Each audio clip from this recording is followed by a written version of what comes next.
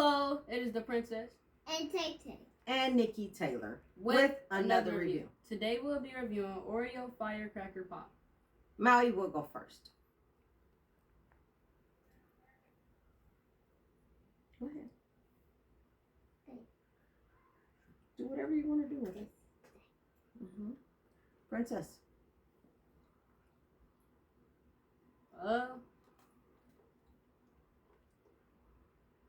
It's okay. I'll give it like a 6 out of 10. It's fine.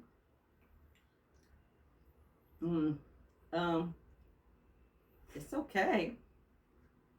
I taste the blue raspberry and it's very overpowering.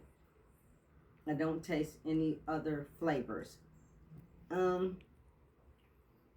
That being said, I'm gonna give it a 4. It's all right. I wouldn't buy it again though.